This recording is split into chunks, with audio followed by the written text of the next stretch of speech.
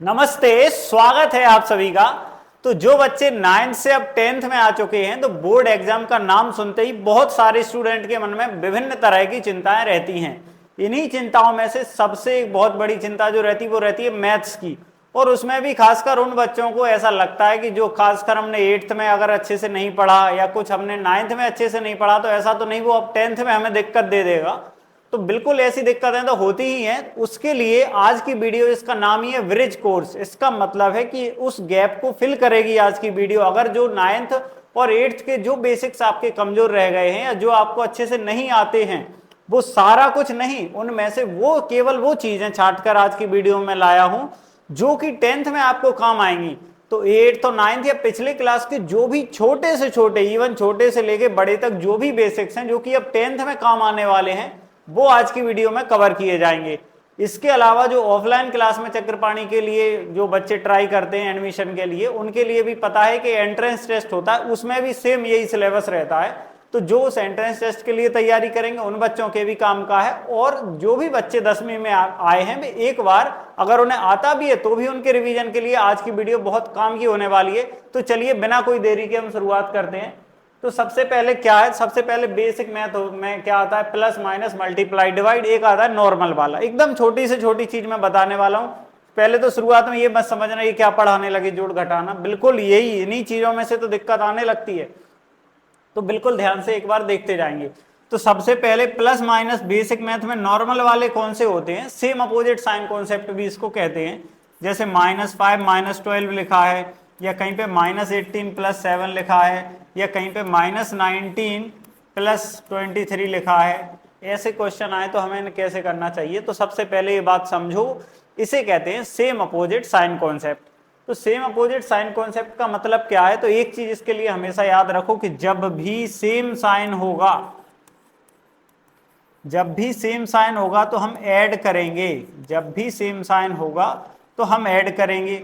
और जब भी अपोजिट साइन होगा, और जब भी अपोजिट साइन होगा तो हम क्या करेंगे, तो हम सब्ट्रैक्ट करेंगे।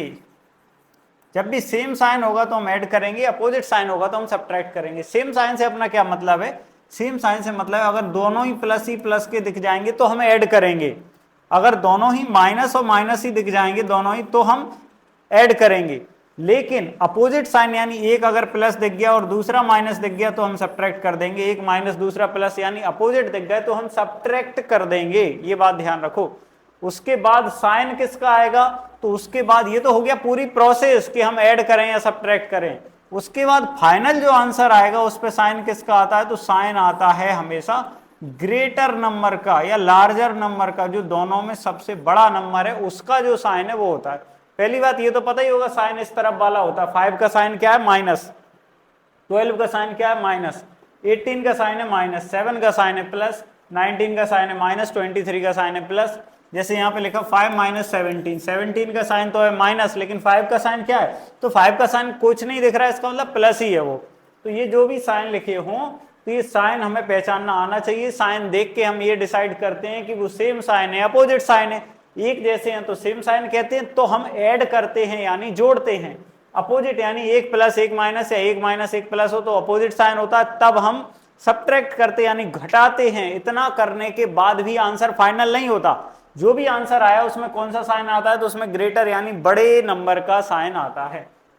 जैसे ये दोनों देखिए हमने सेम साइन है, सेम साइन यानी एक जैसे तो जुड़ेगा। देखो सेम साइन है तो ऐड होगा, ऐड होगा तो 12 और 5 हो गया 17। इतना आंसर नहीं है, अभी बड़े नंबर का साइन आएगा। बड़ा नंबर इन दोनों में कौन सा है, 12। 12 का साइन माइनस है तो माइनस लगा दो बस।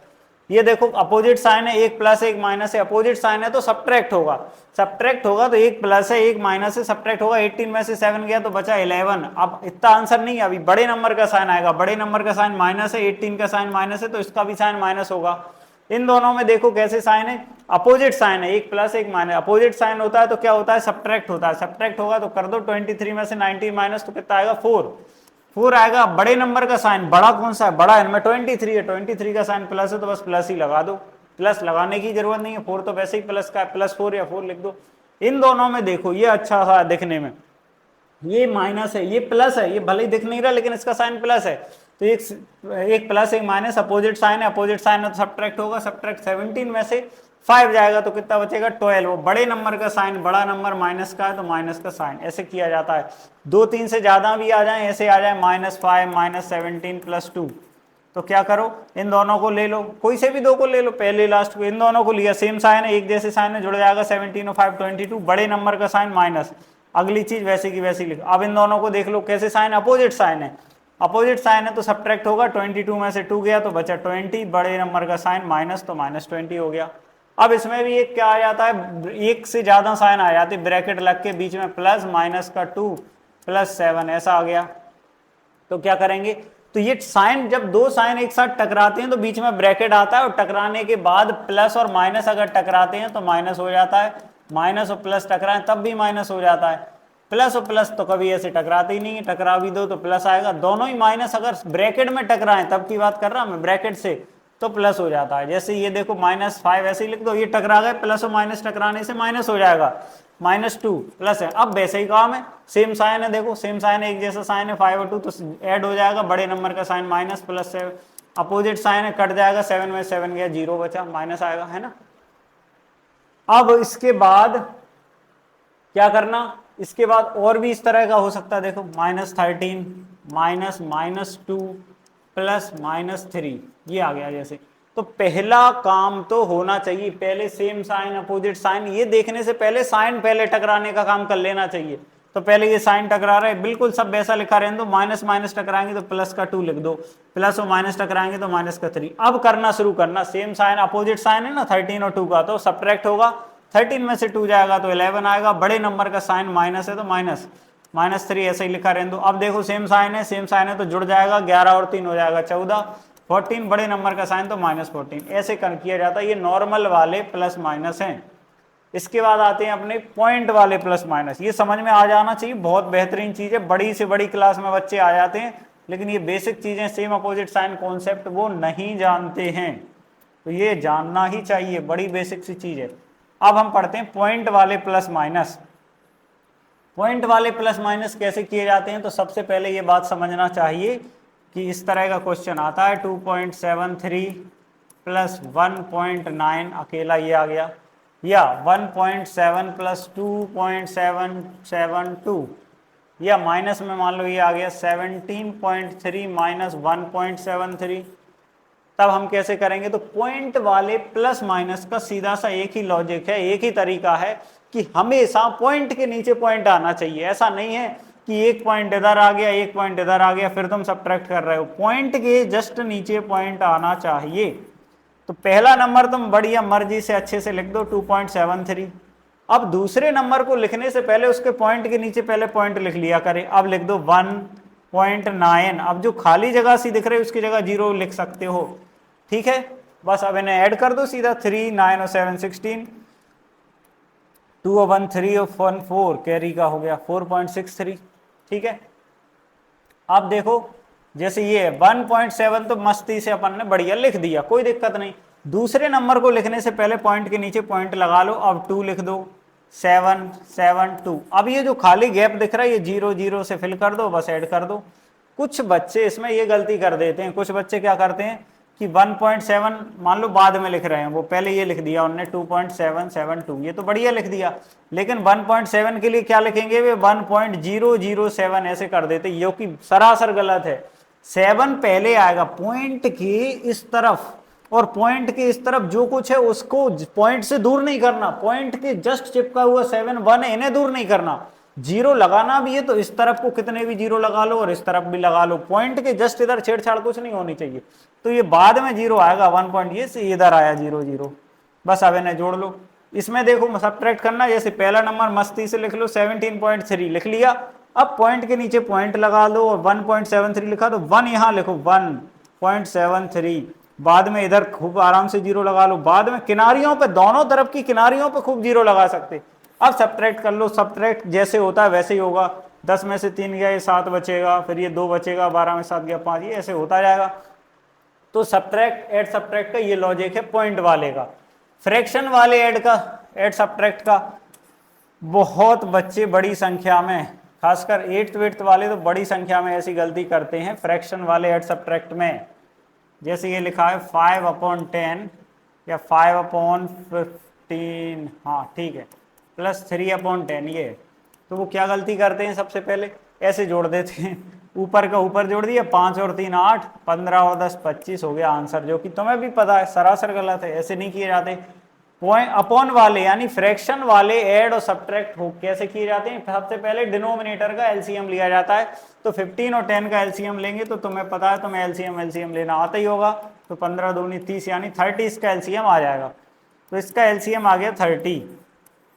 अब क्या किया जाता है, इसके डिनोमिनेटर से इसमें डिवाइड किया जाता है। कुछ बच्चे इसके बाद गलती करते हैं, एलसीएम लेने के बाद ऊपर सीधा जोड़ देते 5 और 3। अरे भाई ऐसा थोड़ी होता है, एलसीएम के बाद और प्रोसेस होती। 15 से डिवाइड किया 30 में, तो 15 दूनी 30 यानी 2 आया, और 2 का फिर ऊपर वाले में मल्टीप्लाई होता है। बात पता है ना, हम बस रिवीजन कर रहे हैं। नीचे वाले डिनोमिनेटर से इसमें डिवाइड किया जाता है, और डिवाइड करने पे जो आए उसका ऊपर न्यूमरेटर से मल्टीप्लाई होता है। 15 का डिवाइड 30 से किया तो 2 आया, 2 का 5 में मल्टीप्लाई तो 2 5 जा 10 आ गया। ऐसे ही 10 का 30 से डिवाइड तो 10 3 जा 30 तो 3 आया, 3 का 3 में मल्टीप्लाई तो 3 3 जा 9 आया, तो 19/30 ऐसे किए जाते हैं। ऐसे ही अगर इसकी जगह सब्ट्रैक्ट होता तो माइनस लगा देते बीच में। बस ऐड और सब्ट्रैक्ट का तरीका ये है, एलसीएम लेके किया जाता है ऐड और सब्ट्रैक्ट का। अभी केवल ऐड और सब्ट्रैक्ट की अपन ने बात की है।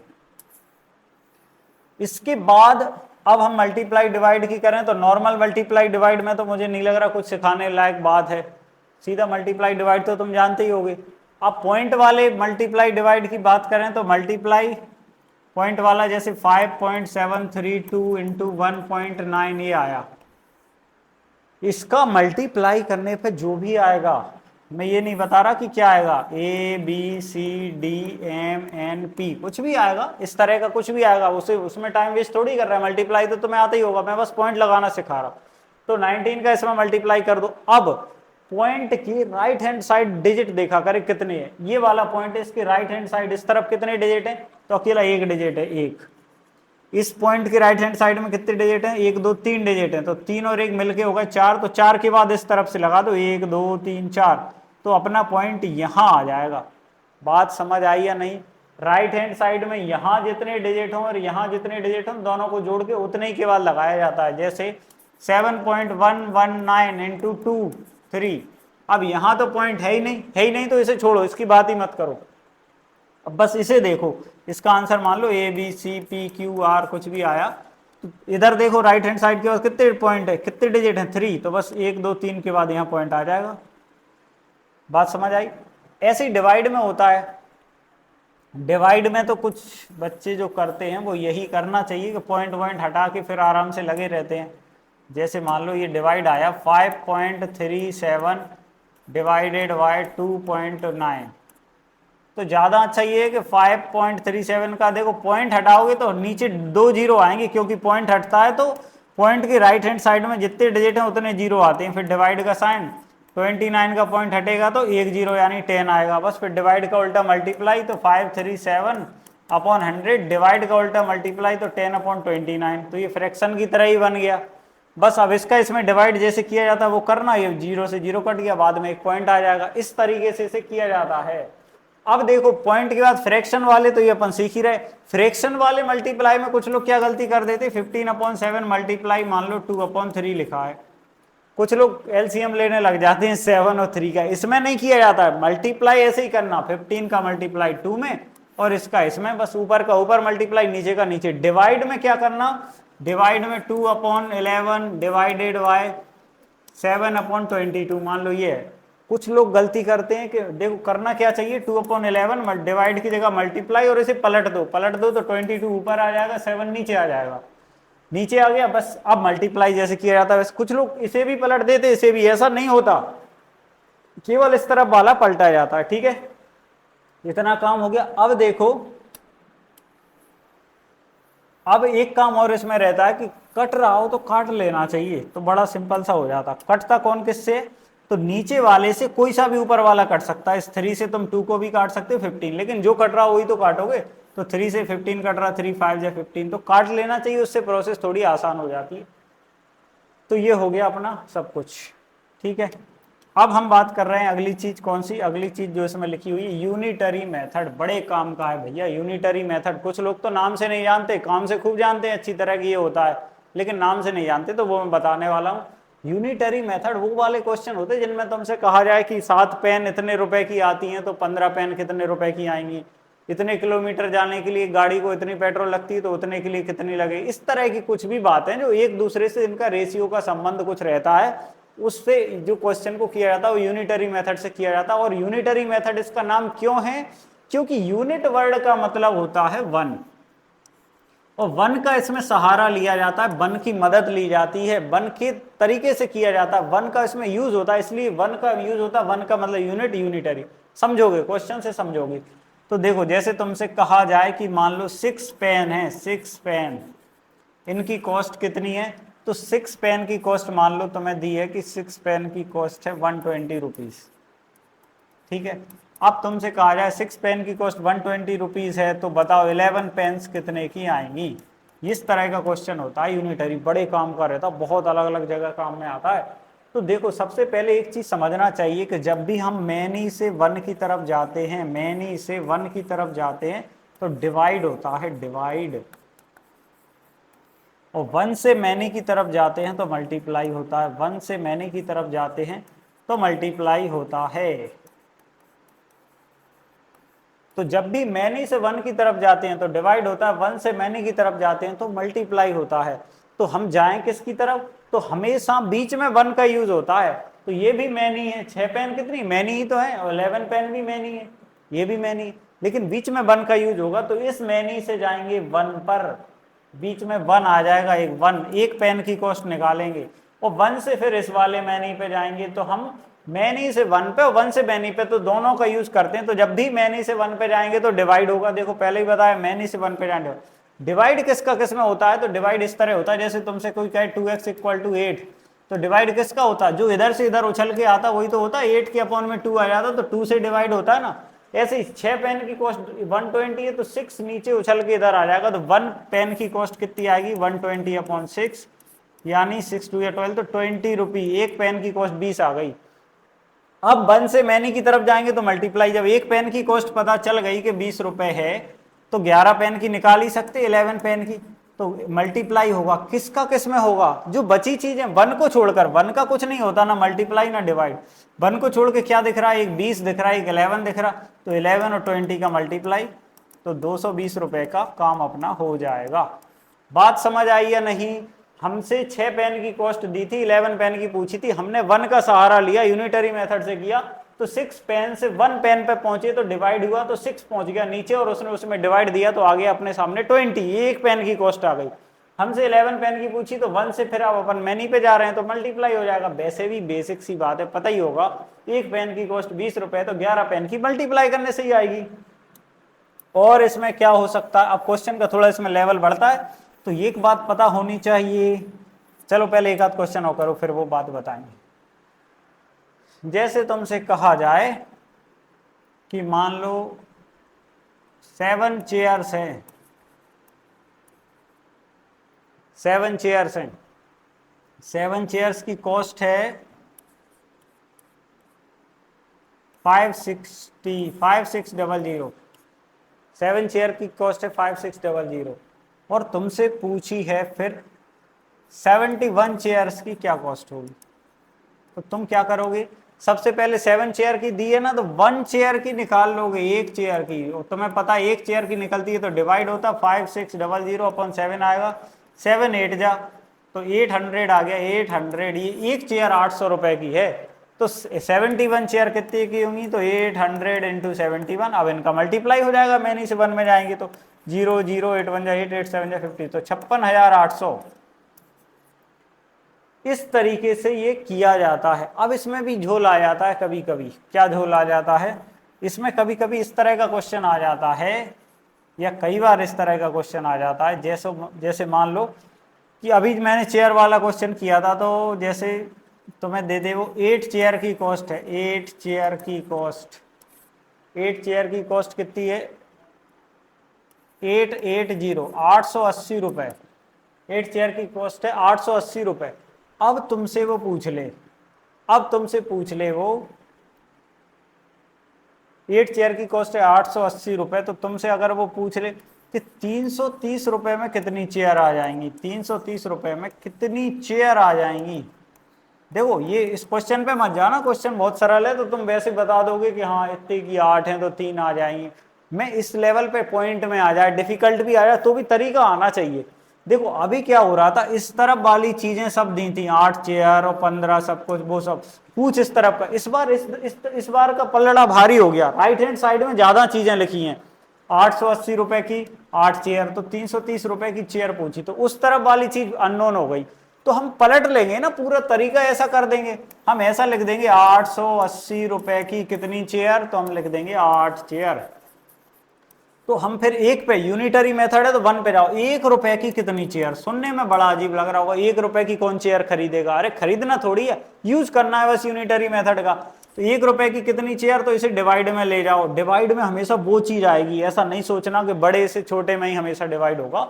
880 पूरा आएगा, 8 के अपॉन में पूरा 880 आया, डिवाइड हुआ तो 110, 1/100। अब हमसे पूछा है 330 रुपए की चेयर, 330 रुपए की चेयर, तो 330 की निकाल दो। अब क्या होगा, मल्टीप्लाई किस में, 1/110, 1/110 का 330 से, तो 11 3 जा, तो कितनी चेयर आ जाएंगी, 3 चेयर्स, 3 कुर्सियां आ जाएंगी। इस तरीके से करना। इसका मतलब क्या चीज माइंड में रखना, जो अननोन हो, जो डेटा दिया ना हो या जो डेटा पता करना हो, उसे राइट हैंड साइड में रखा करो। भले क्वेश्चन में 8 चेयर लिखा था इतने की, और फिर कितनी चेयर पूछी, चेयर वो पहले कह रहा है, लेकिन कितनी वर्ड किसके साथ लगा है, चेयर के साथ, ना कि कॉस्ट के साथ। तो चेयर वर्ड हम राइट हैंड साइड में रखेंगे, तो कॉस्ट की बात हम लेफ्ट हैंड साइड में करेंगे, चेयर राइट हैंड साइड में। तो अननोन को हमेशा राइट हैंड साइड में रखना चाहिए, यूनिटरी मेथड में अननोन को हमेशा राइट हैंड साइड में रखना चाहिए, फिर अपना क्वेश्चन अच्छी तरह हो जाता है। तो ये हो गया अपना यूनिटरी मेथड, इसकी प्रैक्टिस कर लेना। अब अगली चीज है कॉन्सेप्ट्स ऑफ रूट्स। रूट का कॉन्सेप्ट हमें पता होना चाहिए, जो कि हमने 9th क्लास 8 से ही पढ़ते आ रहे हैं। रूट का कॉन्सेप्ट 9th में उसे और अच्छे से पढ़ा था। रूट का कॉन्सेप्ट क्या होता है, तो सबसे पहले ये रूट के अंदर अगर जैसे लिखा है अपना 16, तो इसका मतलब होता है कि इसका किया जाता है प्राइम फैक्टराइजेशन। तो 2 8 जा, 2 4 जा, 2 2 जा 4, 2 1 जा 2, इतना करने के बाद 2 2 के पेयर बनाए जाते हैं। जैसे ये 4 बार 2 है ना, तो 2 2 के पेयर बनाए जाते हैं। पेयर बनने के बाद ये बाहर आ जाता है, और इस तरीके से इसे स्क्वायर, सबको आता है ये चीज तो। लेकिन जरूरी थोड़ी परफेक्ट स्क्वायर ही हो, रूट 50 आ जाए तब भी प्रोसेस तो वही है, 50 भी आ जाए तो करना क्या है, 50 का प्राइम फैक्टराइजेशन करो, 2 से डिवाइड किया 25 आया, 5 से किया 5 5, तो इसके अंदर जब लिखेंगे 2 5 5, तो केवल 5 का पेयर बना, जिसका पेयर बना उसे बाहर निकाल दो, रूट को अंदर रहने दो, 5√2 हो गया, बिल्कुल ऐसे ही लिखा रहेगा। ये प्रोसेस आनी ही चाहिए, इसे सिंप्लीफिकेशन कहते हैं। हमने रूट 50 लिखा था, ये सिंप्लीफाइड फॉर्म नहीं है, इसका सिंप्लीफाइड फॉर्म ये है, इस तरीके से इसको लिखना। और रूट केवल यही नहीं होता, क्यूब रूट भी होता है। क्यूब रूट ऑफ, जैसे मान लो क्यूब रूट ऑफ लिखा हो 16 लिखा, मान लो क्यूब रूट ऑफ 16, वो अभी 16 के फैक्टर किए ही थे, 2 2 2 2, 4 बार 2 आया था, तो क्यूब रूट ऑफ 16 करोगे तो 2 2 2 2। अब कितने के पेयर बनेंगे, 3 3 का जोड़ा बनेगा, क्योंकि क्यूब रूट है तो एक 2 बाहर आ गया, एक अंदर रह गया, 2 क्यूब रूट ऑफ 2, ये बात पता होनी चाहिए। क्यूब रूट हो, फिफ्थ रूट हो, ये बात, इसका कॉन्सेप्ट एक ये पता होना चाहिए। अगर रूट x है, इसका मतलब x की पावर 1/2, क्यूब रूट है मतलब x की पावर 1/3, nth रूट है x की पावर, मतलब इधर n लिखी तो इसका मतलब 1/n, इतना गहराई में नहीं आने वाला, खैर, लेकिन रूट पता होना चाहिए। अब प्लस माइनस मल्टीप्लाई डिवाइड होते हैं रूट के, तुम बस स्क्वायर रूट को दिमाग में रखो, क्यूब रूट भी थोड़ा आ जाए तो चल जाएगा वैसे। अब देखो प्लस माइनस, पहले देखो प्लस माइनस, तो जैसे ऐसा आ गया क्वेश्चन, √3√2 + 9√2, तो ये रूट प्लस या माइनस है अभी। तो एक चीज याद रखो, अलजेब्रा की तरह होता है ये, अलजेब्रा के जैसे प्लस माइनस होते हैं ना, अलजेब्रा के प्लस माइनस शायद आगे आने वाला है, एक आध उसमें आ गई, हाँ ये प्लस माइनस ऑफ अलजेब्रा, ये भी अपने को आगे पढ़नी है। तो प्लस माइनस ऑफ अलजेब्रा का थोड़ा ये चीज पहले बता दें, उसी जैसा है। तो प्लस माइनस ऑफ अलजेब्रा क्या होता है, तो plus minus of algebra, plus minus multiply divide, ये तो प्लस माइनस करने का सेम तरीका होता है जो उसका होता है, उस इसमें लाइक टर्म्स देखे जाते हैं, अलजेब्रा की प्लस माइनस में लाइक टर्म्स देखे जाते हैं, लाइक यानी एक जैसे टर्म्स।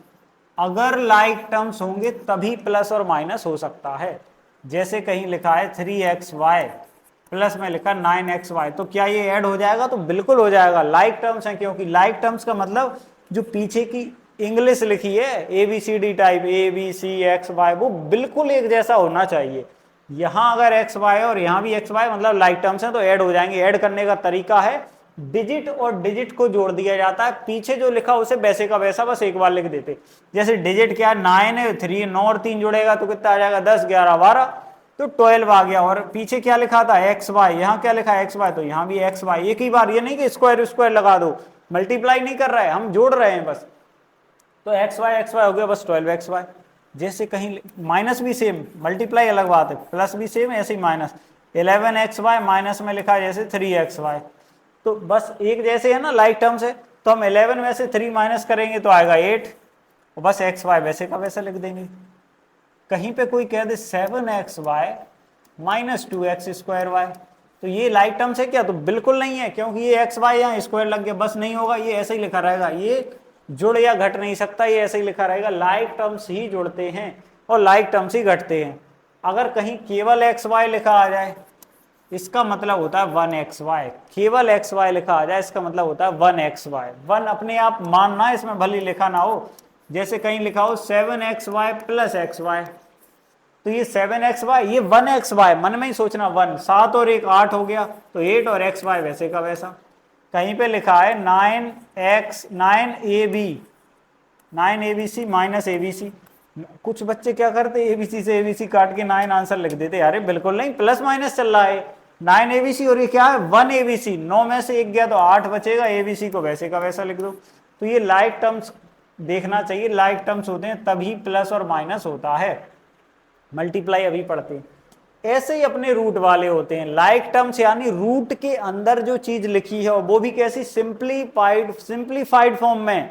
ऐसे रूट नहीं कहते, कोई कहते रूट 50, अब तुम इसका लाइक ढूंढने बैठ जाओ कि मुझे एक और रूट 50 मिलेगा तभी मैं इसमें कर पाऊंगा ऐड, ऐसे तो हो ही नहीं पाएगा, बिल्कुल नहीं। पहले से सिंप्लीफाइड फॉर्म में कैसे लिखेंगे, फैक्टराइज करके 2 2 के पेयर बना के अच्छे से उसको पहले लिखो, फिर देखो कि उसका लाइक टर्म है या नहीं। बात समझ में आई? तो सबसे पहले जैसे 3√2 लिखा है, अब ये और सिंप्लीफाई तो हो ही नहीं सकता, 2 के क्या फैक्टर होंगे ना ये। लेकिन अब क्या देखना, रूट के अंदर जो यहाँ लिखा और जो यहाँ लिखा क्या ये बिल्कुल एक जैसा है? अगर एक जैसा है तो ये लाइक टर्म्स हैं, तो ये ऐड हो जाएंगे। तो देखो ये भी एक √2 है, ये भी √2, आगे आगे केवल पीछे का देखना, √2 वाली रूट वाली चीज, केवल आगे का नहीं देखना।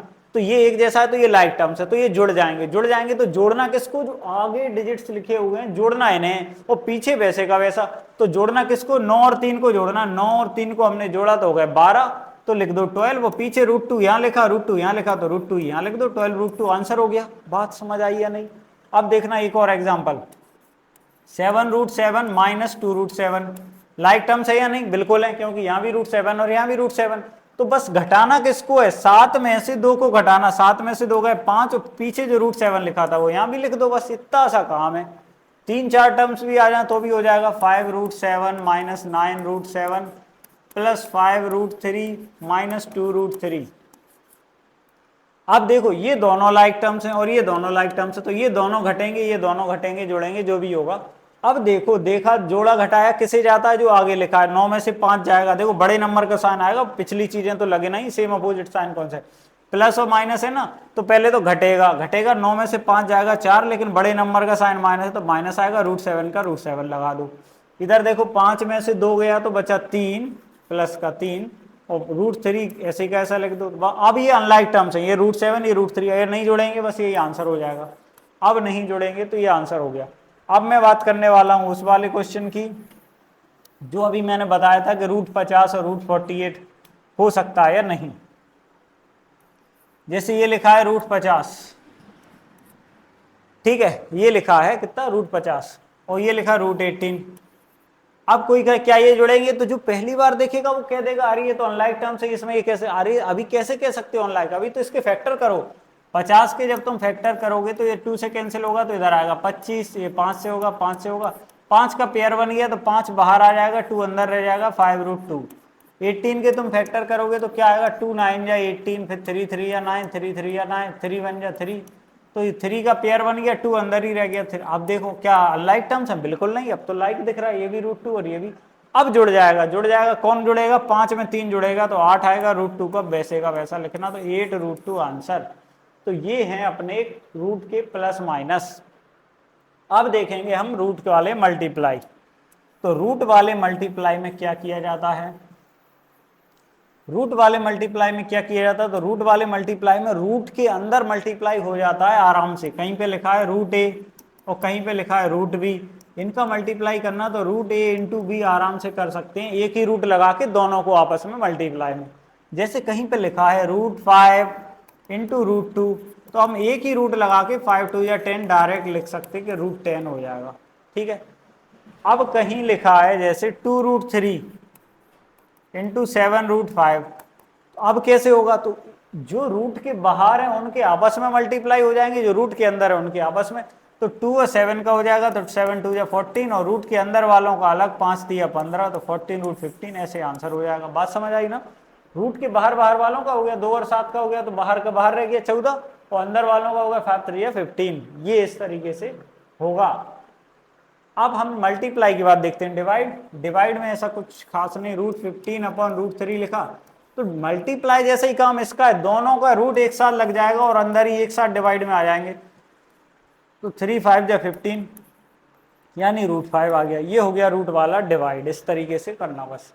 रूट के बाहर भी कुछ लिखा रहा है उससे फर्क नहीं पड़ता। √4 √14 लिखा, अपॉन में 3 √17 लिखा, 7 लिखा मान लो, तो 4/3 ये तो बाहर लिखे ही रहेंगे, और रूट एक साथ इन पे लग जाएगा 14 और 7 पे, ये कट गया 7 2 या 14, तो ये क्या आ गया 4√2/3। 4/3 वैसे ही का वैसा, साथ में √2 है। बस ये इस तरीके, √2 को अकेला भी लिख सकते थे कि ऐसा भी लिख सकते थे 4/3 और ये √2, इधर √2 बचा था। तो ये हो गया plus minus multiply divide of root. अब बहुत बड़ी चीज है रेशनलाइजेशन, जो कि 9th का एक बहुत इंपॉर्टेंट कॉन्सेप्ट था, जो कि 10th में भी बहुत काम में आता है। हर क्लास में आगे काम में आता ही है, जो मैथ, जब तक मैथ पढ़ोगे। इसको पूरा कहते हैं रेशनलाइजेशन ऑफ डिनोमिनेटर। इसका पूरा नाम है रेशनलाइजेशन ऑफ डिनोमिनेटर। तो रेशनलाइजेशन ऑफ डिनोमिनेटर देखो, सबसे पहले करते कैसे? रेशनलाइजेशन का मतलब क्या है? रेशनलाइजेशन का मतलब होता है रेशनल बनाना। तो अभी तक तो ये देखो पता ही होगा ये बात कि रूट के अंदर जैसे 7 लिखा है या रूट के अंदर 5 लिखा है, ये रूट से बाहर तो निकल नहीं सकते, और जब तक बाहर नहीं निकलेंगे रूट के अंदर ही रहेंगे, तो इन्हें इरेशनल नंबर कहते हैं। और इरेशनल को रेशनल बनाया जाता है, उसकी अलग अलग प्रोसेस है। तो सबसे पहले तो इस तरह का अगर आए 1/√7 या 1/√3, सिंगल एक बार रूट लगा के लिखा है, तो इसकी प्रोसेस है कि इसी सेम नंबर से ऊपर नीचे मल्टीप्लाई कर दिया जाता है। तो √7 से ऊपर नीचे इसमें मल्टीप्लाई करेंगे तो क्या आएगा? √7 का 1 से मल्टीप्लाई, √7 का √7 से, तो 7। मैंने क्या कहा था? इसका नाम क्या है? Rationalisation of denominator. डिनोमिनेटर का रेशनलाइजेशन, यानी डिनोमिनेटर रेशनल होना चाहिए जो नीचे लिखा। तो पहले नीचे क्या लिखा था? √7, जो कि इरेशनल था। अब देखो वो रेशनल बन चुका है। भले ही ऊपर रूट लग गया, लेकिन डिनोमिनेटर तो रेशनलाइज हो गया ना। वैसे देखो, इसको देखो, √3 से ऊपर नीचे मल्टीप्लाई करोगे तो √3 का 1 से मल्टीप्लाई √3 होगा, और √3 का √3 से होगा तो 3 हो जाएगा। ये बात पता होगी। एक ही तरह के रूट के जब आपस में मल्टीप्लाई होते तो रूट हट जाता है। तो ये देखो फिर से डिनोमिनेटर अपना रेशनलाइज हो गया। तो ये एक प्रोसेस है, ये उतनी इंपॉर्टेंट नहीं, लेकिन है इंपॉर्टेंट, ये भी आना ही चाहिए। अब जो ज्यादा पूछा जाता है उसमें क्या, बीच में एक प्लस और माइनस कुछ ऐसा कुछ लग जाता है। जैसे मान लो ये आ गया 1/√7 - 3, ये बीच में क्या लग गया? या तो माइनस लग जाता है या प्लस लग जाता है। जब इस तरह का आता है तो हमें क्या करना चाहिए? तब हमें करना चाहिए कि ऊपर नीचे सेम इसी से मल्टीप्लाई, जो कुछ लिखा है उसी से ऊपर नीचे मल्टीप्लाई, बस बीच का साइन बदल देना चाहिए। अगर यहाँ माइनस लगा है तो हम जिससे मल्टीप्लाई करेंगे वो प्लस कर देंगे, और अगर यहाँ प्लस लगा है तो हम माइनस कर देंगे। हम बस बीच का साइन बदल देंगे। तो √7 यहाँ लिखा था, 3 यहाँ लिखा था, तो वही हमने लिख दिया √7 और 3, लेकिन यहाँ माइनस लगा था तो यहाँ हम प्लस लगा देंगे। अगर यहाँ प्लस लगा होता तो माइनस लगा देते। बस सेम इन दोनों से बस मल्टीप्लाई करना। इसका 1 से मल्टीप्लाई होगा तो क्या हो जाएगा? √7 + 3 अपॉन इन दोनों का होगा a + b, a - b, एक आइडेंटिटी पता होगी, हर बार वही लगती है, a² - b²। तो पहले वाले का स्क्वायर यानी √7 का स्क्वायर माइनस 3 का स्क्वायर, तो √7 + 3 और √7 का स्क्वायर होगा 7 -3 का स्क्वायर 9, तो √7 + 3 और 7 में से 9 गया -2। इस तरीके से ये भी देखो रेशनलाइज हो गया। तो ये रेशनलाइजेशन प्रोसेस है, ये भी अच्छे से हमें आनी चाहिए। अगली चीज है exponent and power. Exponent and power का मतलब है पावर वाले कुछ रूल्स, कुछ फॉर्मूलेज होते हैं, वो हमें पता होना चाहिए कि कैसे किए जाते हैं। सबसे पहले a की पावर m मल्टीप्लाई a की power n equal to a की पावर m + n। मतलब अगर बेस सेम है, बीच में मल्टीप्लाई का साइन है, तो पावर जुड़ जाती है। इस तरह का क्वेश्चन जैसे आ जाए 1/7 की पावर 2 मल्टीप्लाई में 1/7 की पावर 3, तो क्या हो जाएगा, जुड़ जाएंगी, 1/7 ही रहेगी, लेकिन उसकी पावर ऊपर जुड़ जाएगी, 2 + 3 यानी 5 हो जाएगी, है ना। अब देखो इसी तरह डिवाइड में आए a की पावर m, डिवाइड में a की पावर n आ जाए, या डिवाइड का साइन लग के आ जाए तो पावर सब्ट्रैक्ट हो जाती है। अगर पावर के ऊपर पावर आ जाए तो पावर मल्टीप्लाई हो जाती है, m × n हो जाती है। बस ये बाकी दो और भी अलग अलग से होते हैं, उनकी इतनी जरूरत नहीं है। अब मेन एक जो मैं बताने वाला हूँ, a की पावर -m आए तो वो नीचे आ जाता है, अगर ऊपर माइनस है तो वो नीचे आ जाता है। a/b लिखा है, उसकी पावर -m हो और हमें पावर को प्लस बनाना हो तो हम पलट देते हैं, इसको b/a लिख देते हो तो पावर अपने आप प्लस हो जाती है। नीचे से ऊपर लाओ तो भी पावर बदल जाती है, और ये भी इस तरीके से हो जाता है। इसके कुछ क्वेश्चन वगैरह हम देखें। जैसे मान लो ये क्वेश्चन है कि 2 की पावर 1/3, नहीं, इस तरह क्वेश्चन 64 है, इसकी पावर 1/6 आई, तो देखने में लगेगा यार इसका क्या कर सकते, तो हमें इसके फैक्टर करना चाहिए। 64 के फैक्टर करोगे, 2 से काटोगे तो 2 आएगा कितनी बार, 6 बार, और 6 बार 2 आएगा तो 2 की पावर 6 लिख सकते हैं फिर इसको। तो हम लिखेंगे 2 की पावर 6 और उसकी भी पावर क्या है, 1/6। ये 64 को लिख दिया हमने 2 की पावर 6, उसकी पावर 1/6, तो बीच में पावर का पावर हो तो मल्टीप्लाई हो जाती, तो 6 से 6 कट जाएगा, तो 2 की पावर 1 यानी 2 ही आंसर हो गया। इस तरह के कुछ क्वेश्चन आते हैं। ये सब मतलब ये तो 8th क्लास से भी पढ़ते आ रहे हैं, तो उतना ज़्यादा बताने की जरूरत नहीं, a की पावर m, a की पावर n वो जुड़ जाती है, वो सब देख लेना। तो ये एक्सपोनेंट एंड पावर, उस पर बेस्ड कुछ क्वेश्चन हो गए। अब ये अलजेब्रा की प्लस माइनस हमने देखे थे, मल्टीप्लाई और देख लो, डिवाइड नहीं आएगा, एंट्रेंस टेस्ट में भी नहीं आएगा, 10th में भी उतना ज़्यादा तो बिल्कुल ही नहीं आने वाला। 9th में जरूर थोड़ा सा था, ट्रायल एंड एरर मेथड वगैरह उसमें था। अब हम करने वाले हैं मल्टीप्लाई ऑफ अलजेब्रा। तो मल्टीप्लाई किस तरीके से किया जाता है, अगर नॉर्मल हो, बायनोमियल नहीं, सीधा मोनोमियल का हो, जैसे 2xy का मल्टीप्लाई मान लो हमें x से करना, तो सीधी जिसका मल्टीप्लाई होता है जितनी बार उतनी पावर बढ़ जाती है। जैसे इधर कोई पावर नहीं लगी तो x की पावर 1 है, यहाँ भी 1 है, जब दोनों x मिलेंगे तो x की पावर 2 हो जाएगी और y आ गया। अब जो मेन होता है वो इस तरह का क्वेश्चन होता है, एक्स वाई है, लेकिन इसका मल्टीप्लाई किससे होना है, एक्स वाई प्लस वाई, इससे होना है। तो ये तो बाइनोमियल है, 2 टर्म वाला, ये अकेला मोनोमियल है, तो इसका मल्टीप्लाई इसमें भी होता है और इसमें भी होता है, दोनों में होता है। एक्स वाई का एक्स वाई में होगा तो एक्स की भी पावर 2 और वाई की भी। पावर कब बढ़ रही है ध्यान रखो, जब मल्टीप्लाई हो रहा है, वो प्लस माइनस में मत करना, लाइक टर्म तो वैसे के वैसे बने रहते, जोड़ना घटाना अलग बात है। अब हम मल्टीप्लाई कर रहे हैं प्लस लगा के, एक्स वाई का बाय से मल्टीप्लाई होगा तो देखो केवल बाय की पावर बढ़ेगी, एक्स बाय की पावर 2। इस तरीके से इन्हें किया जाता है। अब देखना 3ab, इसका मल्टीप्लाई जैसे a + b से होना है, तो 3ab का 3a होगा तो a की पावर बढ़ेगी ना, 3a² b प्लस, अब 3ab का b से होगा तो 3ab², अब b की पावर बढ़ेगी। इस तरीके से ये हो गया। तो ये वाले इस तरीके से मल्टीप्लाई होते हैं अलजेब्रा के, कि अगर 3 बार भी होता, ट्राइनोमियल भी होता, तो उस मोनोमियल का तीनों से मल्टीप्लाई होगा। बीच में प्लस या माइनस कोई साइन है तो वो माइनस भी लगा लिया जाता है।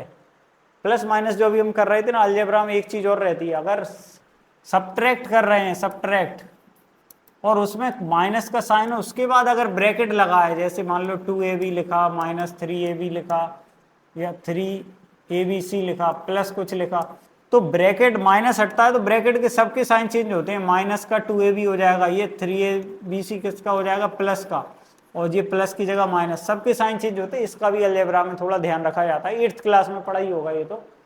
अगली चीज है स्प्लिटिंग द मिड टर्म, ये आना चाहिए। काफी काम की चीज है। स्प्लिटिंग द मिड टर्म क्या होता है देखें एक बार। स्प्लिटिंग द मिड टर्म पता ही होगा वैसे तो, थोड़ा थोड़ा सा एट्थ में पढ़ा, नाइन्थ में काफी पढ़ा, 10th में तो बहुत पढ़ने वाले हैं, दो दो चैप्टर्स में आने वाला है। तो एक बार बस मैं रिवीजन सा ही करा सकता हूँ इसका, क्योंकि ये तो काफी प्रैक्टिस की चीज है स्प्लिटिंग द मिड टर्म। इसकी ज्यादा प्रैक्टिस करने के लिए तुम 8th की बुक देख सकते हो, 9th की तो देख ही सकते हो। 2x² + 5x + 6 या +3, सॉरी ये बाद में, ये है मान लो क्वेश्चन, ये हमें करना है। तो क्या क्या किया जाता, सबसे पहले पहले नंबर और लास्ट वाले नंबर का किया जाता है आपस में मल्टीप्लाई, यानी 2 और 3 का मल्टीप्लाई करें तो आ गया 6। तो हमें ऐसे दो नंबर सोचना जिनका मल्टीप्लाई करने पे 6 आना चाहिए, और बीच में जो लिखा +5 तो वो आना चाहिए जोड़ने या घटाने पे, यानी प्लस और माइनस करने पे आना चाहिए 5।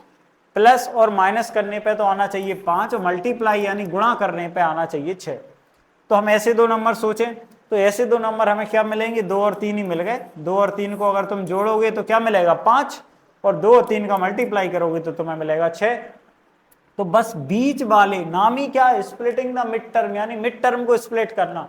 तो बीच वाले टर्म को हम क्या लिख देंगे, 2x² + 2x + 3x, मतलब 5 के अपने टुकड़े कर दिए, 5 को 2 टुकड़े करके क्या लिख दिया 2x और 3x, तो 2x + 3x + 3।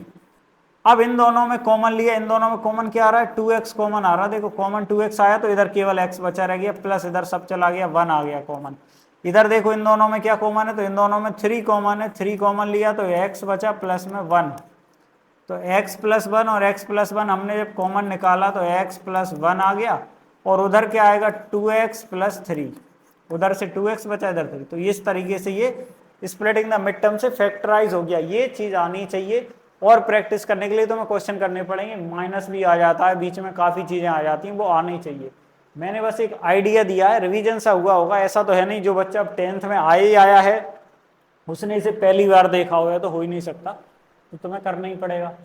अब आइडेंटिटीज की बात करते हैं, तो कुछ अलजेब्रिक आइडेंटिटीज आनी ही चाहिए, और उन पे बेस्ड क्वेश्चन करना भी आना चाहिए। तो कुछ आइडेंटिटीज जो मैं बता रहा हूँ, सबसे पहले तो ये तो जगत फेमस आइडेंटिटी है, a + b का whole square, a² + b² + 2ab।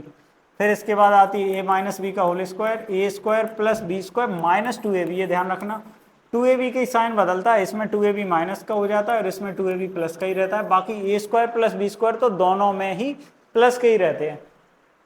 फिर इसके बाद आती है कौन सी, इसके बाद आती है a + b + c का होल स्क्वायर, ये आनी चाहिए। a² + b² + c² + 2ab + 2bc + 2ca, ये 9th क्लास में हमने पढ़ी है। एक बड़ी इंपॉर्टेंट, तो कई बार अभी रेशनलाइजेशन में भी हमने यूज करी, a + b a - b, ये तो जानते ही हैं। एक ब्रैकेट में a + b a - b हो तो वो होती है a² - b²। इसके बाद a + b का होल क्यूब, a + b का होल क्यूब, अगर माइनस हो तो माइनस में बस सब जगह माइनस ही लग जाएगा, a³ + b³ + 3ab bracket a + b। अगर यहाँ माइनस हो तो बस सब में माइनस आ जाएगा, a - b का whole a³ - b³ - 3ab bracket a - b।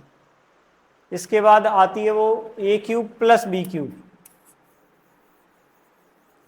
9th class की बुक जो होगी ना उसमें से देख के तुम सारी आइडेंटिटीज कर लेना, वैसे लिखाने की जरूरत नहीं है, सब पता ही है। a³ - b³ क्या, a - b, एक ब्रैकेट में a² + ab + b²। एक बार बस रिवाइज सा कर लो, a³ + b³ क्या होता है, a³ + b³ क्या होता है, तो एक ब्रैकेट में a + b, अगले ब्रैकेट में a² - ab + b²।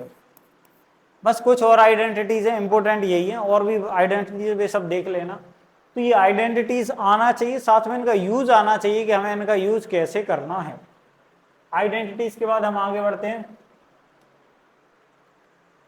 अगला है representation of points on graph. Graph पे पॉइंट का रिप्रेजेंटेशन, ये बड़ा जरूरी आना ही चाहिए, क्योंकि बहुत ग्राफ बनाने पड़ेंगे आगे चल के। मैथ लेने वाले हो तो बहुत ही बनाना, और 10th में भी बहुत 2-3 चैप्टर में तो है ही ग्राफ ही ग्राफ का काम, 2-3 नहीं 4 चैप्टर में कम से कम है। तो ग्राफ बनाना अच्छे से आना ही चाहिए, ग्राफ पे पॉइंट को रिप्रेजेंट करना अगर आ गया तो ग्राफ तो बन ही जाता है। तो एक बार मैं दिखाने के लिए केवल एक कुछ 2-3 तक लिख लेता हूं।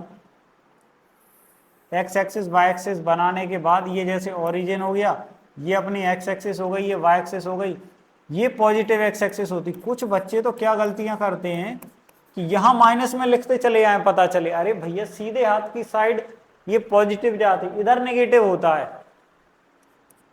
ऐसी ऐसी गलतियां देखने को मिलती हैं कुछ लोगों की। तो कुछ लोग क्या गलती करते हैं, एक और मैंने देखी है, 1 2 3 ऐसे में लिखते चले आते हैं। अरे भैया ऊपर से गिनती थोड़ी, ब्लैक बोर्ड पे पढ़ा थोड़ी रहे हो किसी को, नीचे से ऊपर को तरफ बढ़ता है, 1 2 3 4, और नीचे इधर नीचे डाउन माइनस में जाता है, -1 -2 -3 ऐसा चलता है।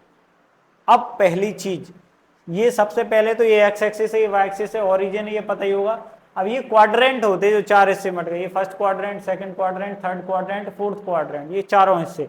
अब इसके बाद ये पॉजिटिव एक्स एक्सिस है, ये पॉजिटिव वाई एक्सिस है, ये नेगेटिव एक्स एक्सिस है, ये नेगेटिव वाई एक्सिस है ना, ये माइनस है। अब देखना, सबसे पहली चीज तो ये देखो कि कई बार पॉइंट के कोऑर्डिनेट्स ऐसे आते 5,7 2, -3 -1, 0 आ जाए। अब सबसे पहले हम रिप्रेजेंटेशन सीखने वाले हैं उन पॉइंट्स का जिनमें 0 आ जाता है। मतलब या तो x की जगह 0 आ जाए, या y की जगह 0,2 आ जाए, या -3,0 आ जाए। इस तरह का पॉइंट आए तो हमें क्या करना, तो ये बात अच्छे से दिमाग में बिठा लो। अगर x कोऑर्डिनेट 0 है, अगर x कोऑर्डिनेट 0 है तो पॉइंट बनेगा y एक्सिस पे। अगर x कोऑर्डिनेट 0 है तो पॉइंट बनेगा y एक्सिस पे, और अगर y कोऑर्डिनेट 0 है तो पॉइंट बनेगा x एक्सिस पे। अगर y कोऑर्डिनेट 0 है तो पॉइंट बनेगा x एक्सिस पे। जानने के बाद भी बहुत बच्चे गलती करते हैं, तो ये बात अच्छे दिमाग में बिठा लो। अगर x कोऑर्डिनेट 0 है तो पॉइंट बनेगा y एक्सिस पे, और अगर y कोऑर्डिनेट 0 है तो पॉइंट बनेगा x। जैसे 0,2 है तो हमें इसे बनाना है, तो पहले ही बात दिमाग में बिठा लो, अच्छा इसका x कोऑर्डिनेट 0 है तो y एक्सिस पे बनेगा, y एक्सिस पे इधर बनेगा कहीं ना कहीं। तो कहां बनेगा, 2 2 कहां दिख रहा है, पॉजिटिव ये, तो ये बन गया ये पॉइंट 0,2। ठीक है, अब ये बनाना है जैसे -3,0, तो हमने देखा इसका y कोऑर्डिनेट 0 है, y कोऑर्डिनेट 0 इसका मतलब कहां बनेगा, x एक्सिस पे ही कहीं बनेगा, लेकिन कहां, -3 पे। तो -3,0 ये दिख रहा है मुझे, तो ये लिख दिया बस, -3,0। ये 0 वाला सीख गए ना, 0 वाला सीख गए। अगर y x कोऑर्डिनेट 0 है तो y एक्सिस पे बनाना, कहां बनाना, जहां ये बताए, ये 2 बताए तो यहां बना दो, ये -3 में बताए तो इधर बना दो। और अगर y कोऑर्डिनेट 0 है तो कहां बनाना, x एक्सिस पे बनाना, और दोनों ही 0 हैं तो फिर तो ओरिजिन है ही अपना, ये ओरिजिन है 0,0, ये हो गया। अब देखो, अब अगर दोनों पॉजिटिव आ जाए, 2,3 आ जाए, 1,2 आ जाए, तो ये सब बनते हैं फर्स्ट क्वाड्रेंट में। 1,2 कहां बनेगा, पहले वाले को x एक्सिस से देखना, तो x एक्सिस में 1 ये है, 2 कहां, ये दोनों जहां मिल जाए, 1,2 ये बन गया पॉइंट, 1,2 ये बन गया, 2,3 तो 2 को, या और कुछ थोड़ी जगह से कर लें, 4,3 बनाना, मान लो 4,3, तो x का 4 देखना, x पे 4 और y पे 3 देखना, और फिर दोनों को मिला देना, x का 4 गया, y का 3 गया। लाइनें खींचने की वैसे जरूरत नहीं, सीधा पॉइंट भी बना सकते, 4,3, तो ये बन गया 4,3। अब अगर जैसे -1,2 आ जाए, तो x का -1 कहाँ है, x का -1 यहाँ है, y का प्लस का ही 2 है, तो -1,2 ये बन जाएगा -1,2। ये बात ध्यान रखना, हमेशा जो पहला है वो x में ढूंढना। कुछ लोग पहला y में ढूंढ देते, वहीं गलत हो जाता। पहला पॉइंट x एक्सिस में ढूंढना, दूसरा y में। अब दोनों ही नेगेटिव आ जाए, -2, -3, तो दोनों ही नेगेटिव। देखो यहाँ इस वाले हिस्से में, थर्ड क्वाड्रेंट में, x भी नेगेटिव है और y भी, तो -2 ये है, -3 ये है, तो -2, -3 दोनों मिलके कहाँ आएंगे, यहाँ, तो -2, -3 ये हो गया पॉइंट -2, ये थर्ड क्वाड्रेंट में आ गया। इस तरीके से तुम्हें पॉइंट बनाना आना ही चाहिए, बड़ी जरूरी चीज है। अगली चीज है बेसिक्स ऑफ ज्योमेट्री। ज्योमेट्री के कुछ बेसिक्स हमें आने ही चाहिए, तो कौन से बेसिक्स, तो सबसे पहले तो ये एंगल वेंगल सब जानते ही होंगे, पॉइंट क्या होता है, फिर लाइन, लाइन सेगमेंट, रे, ये तो सब जानते ही। अब एक चीज होती है लीनियर पेयर। तो लीनियर पेयर क्या होते हैं, तो कभी भी कोई सीधी सी लाइन हो, सीधी सी लाइन हो, तो वो हमेशा उस पर 180 का एंगल बनता है। लेकिन अगर इसके बीच से एक और लाइन निकल जाए तो ये एंगल बन गया ना, एक ये एंगल बन गया और एक ये एंगल बन गया, तो ये वाला एंगल और ये वाले एंगल मिलके तब भी 180 ही बनाएंगे, क्योंकि उससे क्या हुआ, उसने तो बस बांट दिए। तो बस इन दोनों का सम 180 होता है, यही लीनियर पेयर है। तो लाइन अगर ऐसे में भी कोई खींच दे और बीच से एक लाइन निकल जाए तो ये वाले और इस वाले का सम 180 होगा। ये इसका रीजन लीनियर पेयर होता है, ये हमें आना चाहिए। अगली चीज है वर्टिकली अपोजिट एंगल, मतलब जब भी क्रॉस का साइन बने, क्रॉस का साइन बने तो ये जो आमने सामने वाले एंगल होते हैं क्रॉस के सामने के, ये इक्वल होते हैं, इन्हीं को कहते हैं वर्टिकली। जैसे अगर ये 50 डिग्री है तो ये भी 50 होगा। पेपर में इस तरीके से आता है कि जैसे ये 50 कहेगा तो इसको x कहेगा, इसको y कहेगा, बताओ x और y, तो x तो सीधा ही दिख रहा, सामने वाला है 50 तो x इक्वल टू 50, इसका रीजन लिख देना वर्टिकली अपोजिट एंगल। और ये y के साथ देखो ये क्या बना रहा, लीनियर पेयर बन रहा ना, तो 50 प्लस y मिला के 180 बनाएंगे, इसका रीजन है लीनियर पेयर। तो y क्या हो जाएगा, 180 में से 50 गया तो 130, 130। तो ये इस तरीके से इन्हें करना होता है। तो linear pair vertically opposite angle. अब बनते angle between parallel line and transversal line. Transversal line और पैरेलल लाइंस के बीच बनने वाले कुछ एंगल्स वो कौन से होते हैं और कैसे होते हैं वो समझ में आना चाहिए। देखते हैं, बहुत काम में आते हैं ये भी। तो मान लो ये दो पैरेलल लाइंस हैं और एक ट्रांसवर्सल लाइन इन्हें काटते जा रही है, तो इसके बीच कुछ एंगल बनते, 8 एंगल बनते। सबसे पहले तो बता दें तो मैं 1 2 3 4 ये बन गए, 4 नीचे बन गए, 1 2 3 4, तो ये 8 एंगल बनते। अब इनमें भी सबसे पहले इनके 2 हिस्से होते हैं, सबसे पहले इन्हें 2 हिस्से में बांटा जा सकता है। तो सबसे पहले अगर अंदर अंदर के देखें तो ये इंटीरियर 1 2 3 4, ये 4 एंगल अंदर अंदर के होगा ना, दोनों पैरेलल लाइन के अंदर अंदर है, ये ना इंटीरियर। और बाहर वाले 4, ये 2 इधर और 2 इधर, इन्हें एक्सटीरियर कहते हैं। तो इंटीरियर एक्सटीरियर 2 हिस्से में बट गए। अब देखना इंटीरियर एक्सटीरियर हो गया।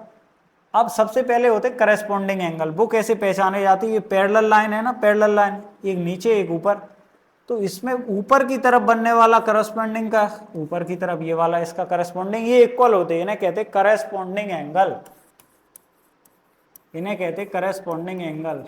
और ये इक्वल होते हैं, अगर लाइन पैरेलल है ट्रांसवर्सल काटते हुए जा रही है तो इन्हें करस्पॉन्डिंग एंगल्स कहते हैं। अब जैसे पैरेलल लाइन के इस तरफ वाला तो इसका साथ ही ये वाला, ये आपस में ये इक्वल होंगे तो ये अब पैरेलल लाइन के नीचे की तरफ वाला तो इधर भी ये नीचे की तरफ वाला, ये करस्पॉन्डिंग एंगल इक्वल होंगे। और पैरेलल लाइन के इस तरफ वाला ये भी इस तरफ वाला, तो इसका जोड़ीदार जो होता करस्पॉन्डिंग बिल्कुल बिल्कुल उसी जैसा, उसी लोकेशन का, ये है ऊपर की तरफ, ये इस तरफ को गया तो ये भी इस तरफ का, इसका साथ ही ये हो गया। ये नीचे की तरफ वाला तो इसका साथ ही ये हो गया और इसका ये हो गया। तो इन्हें करस्पॉन्डिंग एंगल्स कहते हैं और ये इक्वल होते हैं, ये इक्वल होते हैं। अब इसके बाद अगला एंगल पढ़ते हैं कौन सा, तो सबसे ये जरूरी बता रहा है, और तो ऐसे उसमें अल्टरनेट एक्सटीरियर वगैरह बहुत हो। अगला जरूरी अल्टरनेट इंटीरियर एंगल, मतलब इस इंटीरियर कौन से 4 हैं, ये तो पता 1 2 3 4। अब इसमें भी ये है ना, इसका साथ ही बगल वाला वो छोड़ दो और नीचे जस्ट वाला वो छोड़ दो, इस तरफ वाला ये, तो ये दोनों आपस में इक्वल होते हैं, इन्हें कहते हैं अल्टरनेट इंटीरियर एंगल, इन्हें कहते हैं अल्टरनेट इंटीरियर एंगल्स, इन्हें कहते हैं अल्टरनेट इंटीरियर एंगल। ये इसका इक्वल होता, ऐसे ही बचा कौन, ये वाला, इसका इस तरफ वाला इक्वल हो जाएगा। इनकी पहचान एक और रहती है कि जेड जैसा दिखता है बनने में, ये देखो ये जेड सा बन गया ना, जेड। अब जेड के अंदर ये जेड जैसा बने तो जेड के अंदर जेड ऐसे में भी बन सकता, ये भी बन सकता, ऐसा भी बन सकता कि जेड, अब जेड तो ऐसा भी फैल के बन सकता है, ये भी जेड ही है, जेड ही मान के चलना। तो ये देखो ये जेड बन रहा तो ये जेड के अंदर बनने वाले, ये ऐसे में जेड बन रहा तो ये जेड के अंदर, तो ये जेड से पहचानते अल्टरनेट इंटीरियर एंगल। एक तरीका है, ट्रिक टाइप की कह सकते हो। तो ये अल्टरनेट इंटीरियर एंगल। इसके बाद सम ऑफ एडजेसेंट एंगल्स होता है अगला, एडजेसेंट यानी पड़ोसी एंगल। तो जो एक ही तरफ के एंगल होते हैं ना, ये कट गई लाइन, अब इसके बाद ये और इसके जस्ट नीचे वाला, इन दोनों का सम 180 होता है, इन्हें एडजेसेंट एंगल्स कहते हैं, एडजेसेंट एंगल्स। ये angle in the same side of transversal कहते हैं, या फिर इन्हें एक और नाम रहता को इंटीरियर एंगल भी कहते हैं। जिस नाम से तुम्हें जानना हो वो जान लेना, और कोई और दूसरे नाम से बुलाए तो वो नाम भी आना चाहिए कि हाँ कोई कहे को इंटीरियर, तो तुम्हें पता तो हो कि हाँ इन्हें को इंटीरियर भी कहते। तो ये को इंटीरियर एंगल या एडजेसेंट एंगल, इनका सम 180 होता, मतलब अगर एक 100 है तो ये 80 हो जाएगा, इस तरफ वाला 80 है तो ये 100 हो जाएगा, मतलब इन दोनों का सम 180 होता है। तो इस तरीके से ये पैरेलल लाइन ट्रांसवर्सल लाइन के बीच बनने वाले कुछ एंगल्स हैं, ये काफी जरूरी टॉपिक है। अगला बेसिक कॉन्ग्रुएंसी क्वेश्चंस, बहुत हार्ड क्वेश्चन मतलब बहुत ज्यादा जो तुमने 9th क्लास में पढ़े होंगे ना, कुछ कॉन्ग्रुएंसी के हार्ड से क्वेश्चन लगते हैं, वो बहुत काम में नहीं आते, लेकिन कॉन्ग्रुएंसी क्या होती है, उसका बेसिक्स क्या, ये जरूर 10th में काफी काम में आता है। तो बेसिक कॉन्ग्रुएंसी क्वेश्चन देखते हैं अपन। तो सबसे पहले कॉन्ग्रुएंसी पता होनी चाहिए। कॉन्ग्रुएंसी का मतलब होता है कि जो बिल्कुल एक जैसे फिगर्स हो उन्हें कॉन्ग्रुएंट फिगर्स कहते हैं। और हम ट्राइंगल की कॉन्ग्रुएंसी की बात करें तो दो ट्राइंगल को तब कॉन्ग्रुएंट कहते हैं जब एक के ऊपर दूसरे को रखें तो वो पूरी तरह ओवरलेप हो जाए, पूरी तरह ढक ले। अगर हम वैसी ज्योमेट्रिकली बात करें तो हर एक ट्राइंगल के पास 6 एलिमेंट होते, 3 उसकी साइड होती ए बी बी सी सी ए, और 3 उसके एंगल होते, angle A angle B angle C. किसी भी ट्राइंगल के पास 6 एलिमेंट होते, जब 6 के 6 एलिमेंट को अपना कोई साथी इक्वल मिल जाए तो वो कहते हैं कि हाँ ये दोनों ट्राइंगल कॉन्ग्रुएंट, मतलब ए बी को कोई साथी ऐसा मिल जाए जो उसके इक्वल हो। तो मान लो ए बी के साथ ही पी क्यू इक्वल है, बी सी के इक्वल क्यू आर मिल गया, ए सी के इक्वल पी आर मिल गया, एंगल ए को एंगल पी इक्वल मिल गया, बी को क्यू मिल गया, सी को आर, सबको सारे 6 के 6 एलिमेंट को अपना एक साथी इक्वल मिल गया, तब हम कहते हैं कि हाँ एक ट्राइंगल दूसरे के कॉन्ग्रुएंट है। तो क्या हर बार 6 के 6 ढूंढना पड़ेंगे? नहीं, कि 3 से भी काम चल जाता, लेकिन एक स्पेशल ऑर्डर में अगर वे 3 हैं, उन्हीं ऑर्डर्स को कहते हैं कॉन्ग्रुएंसी क्राइटेरिया। उन्हीं ऑर्डर को कहते हैं कॉन्ग्रुएंसी क्राइटेरिया। तो कॉन्ग्रुएंसी क्राइटेरिया कुछ होते हैं, वो हम देखते हैं कौन से क्राइटेरिया होते हैं। तो अगर सबसे पहले तो अगर एक साइड ए बी इक्वल हो जाए किसी के, मान लो पी क्यू के इक्वल हो गई, ऐसे ही एक साथी ए सी को साथी मिल गया पी आर, ये दो साइड हो गई, बीच वाला एंगल, इन दोनों साइड के बीच वाले एक एंगल को ए को पी मिल जाए, 3 चीजें हमें इक्वल मिली हैं, एक ए बी साइड उसका साथी मिल गया पी क्यू, एक ए सी साइड उसका साथी मिल गया पी आर, और बीच वाला एक एंगल पी के इक्वल मिल गया, ए के इक्वल पी मिल गया। अब ये और पी इक्वल जब मिल गई तब हम कह सकते हैं कि triangle A B C congruent हो गया ट्राइंगल पी क्यू आर के, और इसे कॉन्ग्रुएंसी कहते हैं S A S, side angle side, मतलब एक साइड बीच में एंगल फिर साइड, तो ऐसे एस को, तो ऐसे एक कॉन्ग्रुएंसी क्राइटेरिया होते हैं। अब तो अभी तो 3 ही एलिमेंट की बात करी, तो बचे 3 एलिमेंट का क्या होगा? अगर ये 3 मिल गए तो कॉन्ग्रुएंट हो गए, तो बचे 3 भी इक्वल होंगे। उन्हें कहां देखकर किया जाता है? यहां देखकर, ए बी का साथी फिर पी क्यू, तो ए बी पी क्यू के इक्वल है ही, बी सी भी क्यू आर के इक्वल होगा, मतलब ये बी सी भी बचा क्यू आर के इक्वल होगा, ये ए सी साइड भी पी आर के इक्वल होगी, तो ए सी पी आर के तो वो थी, एंगल ए एंगल पी का साथी हमने अभी देखा था, लेकिन एंगल बी और क्यू भी इक्वल होंगे, एंगल सी और आर भी, तो किस वजह से होंगे? इसे कहते हैं सीपीसीटी, यानी corresponding part of congruent triangle. Congruent triangle के बचे करस्पॉन्डिंग पार्ट हैं वो भी इक्वल होंगे, इस वजह से हम कह सकते हैं कि हाँ ये बाकी चीजें भी हो गई।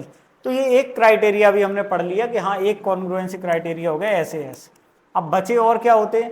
तो एक होता है A S A, A S A का क्या मतलब है? एक एंगल मिल जाए कोई भी इक्वल, मान लो ए पी के इक्वल मिल गया, ऐसे ही एक और एंगल मिल जाए बी क्यू के इक्वल हो जाए मान लो, और बीच वाली एक साइड मिल जाए, ए बी को साथ ही मान लो पी क्यू मिल गया हमें, तो बीच वाली एक साइड, दो एंगल और दोनों एंगल के बीच वाली एक साइड मिल जाए, तब हम कह देंगे कि ए एस ए से कॉन्ग्रुएंट हो गए। इसके बाद होती डबल ए एस, मतलब एंगल एंगल साइड, तो कोई भी दो एंगल मिल जाए, तो ये दिख रहा है एंगल ए पी के इक्वल हो गया मान लो, और बी क्यू के इक्वल दो है। अब इनके बीच वाली साइड को छोड़कर कोई और साइड, या तो ए सी हो, या तो ये ए सी पी आर के इक्वल हो जाए, या ये बी सी क्यू के इक्वल हो, एक कोई बीच वाली छोड़ के, अगर बीच वाली मिल जाए फिर तो ए ऐसे ही कहेंगे ना उसके, फिर तो एंगल साइड एंगल। लेकिन अगर लगातार लाइन से दो एंगल मिले और बीच वाली छोड़ के कोई और, तो डबल एस होती। एक अगली एस एस एस भी होती है, तीनों साइड को तीनों साइड के इक्वल मिल जाए तो बचे 3 एंगल भी इक्वल होते हैं, इसे ट्रिपल एस कॉन्ग्रुएंसी कहते हैं। फिर इसके बाद एक आर एच एस और होती है, वो अलग टाइप के ट्राइंगल में लगती है, राइट एंगल ट्राइंगल में। उसमें क्या होता है? एक तो राइट एंगल यानी 90 डिग्री वाला एंगल मिल जाए, एक राइट एंगल के सामने वाली साइड यानी हाइपोटेन्यूस इक्वल मिल जाए, ये वाला हाइपोटेन्यूस इसके इक्वल, और एक और कोई भी साइड मिल जाए, या तो बेस इक्वल मिल जाए या परपेंडिकुलर मिल जाए, कुछ भी एक साइड और इक्वल मिल जाए तो आरएचएस कॉन्ग्रुएंसी लग जाती। कौन सी कॉन्ग्रुएंसी नहीं होती है ध्यान देना, डबल ए से कोई कॉन्ग्रुएंसी नहीं होती, ट्रिपल ए भी कोई कॉन्ग्रुएंसी नहीं होती, ठीक है। तो ये दो नहीं होती, बाकी ये होती। तो इस तरीके से ये सारी कॉन्ग्रुएंसी क्राइटेरिया, सीपीसीटी और छोटे छोटे ये बेसिक समय आने चाहिए। आगे basic knowledge of quadrilaterals. Quadrilaterals की कुछ बेसिक नॉलेज हमें होनी चाहिए जो कि हमेशा ही काम में आती ही रहती है। तो देखते हैं सबसे पहले कैसे बेसिक्स की हम बात कर रहे हैं, बेसिक्स ऑफ क्वाड्रिलेटरल। तो बेसिक नॉलेज ऑफ क्वाड्रिलेटरल से अपना क्या मतलब है, क्वाड्रिलेटरल जो अलग अलग पैरेललोग्राम है तो उससे रिलेटेड सारी चीज हमें पता होनी चाहिए। पैरेललोग्राम होता क्या है, जिसकी अपोजिट साइड पैरेलल होती है और इक्वल होती है, ये सारी चीजें नाइन्थ में प्रॉपर्टी की तरह पढ़ी थी ना, याद होनी चाहिए। साइड की बात कोई कहे कि पैरेललोग्राम की साइड का क्या मतलब समझते हो, तो साइड यानी जिसकी अपोजिट साइड पैरेलल भी होती हैं और इक्वल भी होती हैं। अपोजिट साइड जिसकी केवल अपोजिट साइड पैरेलल भी होती हैं और इक्वल भी होती हैं। ठीक है, एंगल का कोई कहे तो अपोजिट एंगल इक्वल होते, ये एंगल इसके इक्वल है, ये वाला एंगल इसके, अपोजिट एंगल इक्वल होते। सम ऑफ एडजेसेंट 180 होता, कोई भी दो पड़ोसी का सम 180, इन दोनों का, इन दोनों का, इन दोनों का, ये एंगल वाली बात। फिर कोई डायगोनल का कहे तो डायगोनल बाइसेक्ट करते हैं, मतलब ये डायगोनल इसके दो बराबर टुकड़े करेगा, ये डायगोनल इसके दो बराबर टुकड़े करेगा। तो इस तरीके से ये डायगोनल इसके दो बराबर टुकड़े करेगा इसके, तो ये डायगोनल एक दूसरे को बाइसेक्ट करते, ये बात भी हमें पता होनी चाहिए। ठीक है, डायगोनल बाइसेक्ट कर। और एक चीज और याद रखो, पैरेललोग्राम की जो प्रॉपर्टी वो सबकी है, फिर रोम्बस की भी है, स्क्वायर की भी है, रेक्टेंगल की भी है, ट्रेपेजियम अलग है थोड़ा। तो बाकी एक की अगर याद कर ली तो ये सबके काम में आती। तो बिल्कुल लाइन से याद रखना चाहिए। साइड क्या होती, साइड की बात करें तो पैरेललोग्राम की अपोजिट साइड इक्वल भी होती, पैरेलल भी होती। ये हो गई साइड से रिलेटेड, एंगल से रिलेटेड, अपोजिट एंगल इक्वल और सम ऑफ एडजेसेंट 180। डायगोनल की क्या है, डायगोनल एक दूसरे को बाइसेक्ट करते हैं। अब बात करें रोम्बस में क्या बदल जाता है, तो रोम्बस में ऑल साइड इक्वल हो जाती हैं, बस ऑल साइड्स इक्वल, सारी साइड आपस में इक्वल होती है स्क्वायर की तरह, बस और सब वही का वही। अपोजिट साइड पैरेलल, सारी साइड इक्वल, डायगोनल बाइसेक्ट करते, opposite angle equal, sum of adjacent 180। इसके बाद स्क्वायर की बात करें, स्क्वायर में भी ऑल साइड इक्वल है, लेकिन क्या इसमें ईच एंगल 90 हो जाता है। ये जो तिरछा तिरछा सा दिखता है ना, तिरछा तिरछा सा दिखता है कौन, पैरेललोग्राम और रोम्बस। स्क्वायर नहीं दिखता, स्क्वायर तो सीधा साधा सा है। तो हर एक एंगल इसका जो 90 होता है बस। और कुछ चीज क्या बदल जाती है रोम्बस और इसमें, एक चीज और है, इसके इनके दोनों के डायगोनल 90 पे बाइसेक्ट करते हैं। इनकी एक खासियत ये है कि दोनों के डायगोनल 90 पे बाइसेक्ट करते हैं, 90 डिग्री पे काटते हैं, मतलब 90 बनाते हैं, बाइसेक्ट तो करते ही हैं। और स्क्वायर की एक और खासियत, इनके डायगोनल इक्वल भी होते हैं, इसके डायगोनल इक्वल भी होते हैं, इसके डायगोनल इक्वल, दोनों डायगोनल आपस में इक्वल होते, बाइसेक्ट तो करते ही है, इक्वल भी होते। रेक्टेंगल की बात करें, ईच एंगल 90 है, अपोजिट साइड तो इक्वल होती है, ईच एंगल 90, इसके भी दोनों डायगोनल इक्वल होते, 90 पे नहीं काटते। कुछ लोग ये भी सोचने लगते 90 पे इन्हीं दोनों के काटते हैं, दोनों डायगोनल आपस में रोम्बस और स्क्वायर की 90 पे काट, लेकिन इक्वल इसके भी होते हैं, इस रेक्टेंगल के डायगोनल भी इक्वल होते हैं। बाकी सब चीजें जो इसकी हैं वो उसकी भी हैं, ईच एंगल 90 बस अलग है इसमें, और डायगोनल इक्वल होते हैं, बाकी ये सब चीजें वैसी की वैसी हैं। ट्रेपेजियम पता होना चाहिए, ट्रेपेजियम को केवल दो पैरेलल साइड चाहिए, मतलब पैरेलल साइड का एक पेयर चाहिए, वो होता है ट्रेपेजियम, जिसमें पैरेलल साइड का एक पेयर हो। जैसे ये दोनों पैरेलल, बची दो हो या ना हो उसे मतलब नहीं है, बस एक पेयर पैरेलल चाहिए, उसे कहते हैं ट्रेपेजियम। इन सबका पेरीमीटर तो जानते हो, एरिया भी पता होना चाहिए, बेस इंटू हाइट है, इसका भी बेस इंटू हाइट, और 1/2 डायगोनल 1 इंटू डायगोनल 2। स्क्वायर का क्या होता है, एरिया साइड का स्क्वायर, रेक्टेंगल का L इंटू बी, ट्रेपेजियम का 1/2 sum of parallel side into height. ये बेसिक सी कुछ चीजें हैं जो पढ़ी हुई। तो ये बेसिक नॉलेज हमें क्वाड्रिलेटरल्स की होनी चाहिए। चलिए आगे बढ़ते हैं। अब है बेसिक्स ऑफ सर्कल। सर्कल के बेस, सर्कल देखो बड़ा इंपॉर्टेंट चैप्टर है, जो कि 8th से थोड़ी थोड़ी शुरुआत होती, मेन 9th में तुम्हें पता ही होगा विराट रूप इसने धारण किया है, 10th में भी सर्कल काफी इंपॉर्टेंट है। तो बेसिक्स ऑफ सर्कल, तो सर्कल की कुछ बेसिक्स हमें आने चाहिए, इतने ज्यादा बेसिक मैं नहीं बताने वाला। रेडियस क्या होती है पता ही होगा, सरकमफेरेंस, रेडियस, सेंटर, सरकमफेरेंस, ये सब चीजें तो जानते ही हो। तो बेसिक्स ऑफ सर्कल तो पता ही होगा।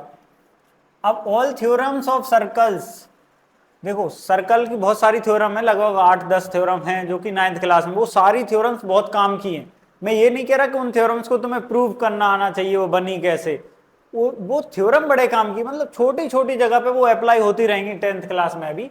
Basic and easy question based on that theorem, उस थ्योरम पे बेस्ड कुछ बेसिक और इजी क्वेश्चन हमें आने चाहिए। और फिर साइकिल, पहले ये देखते हैं थ्योरम कौन सी है।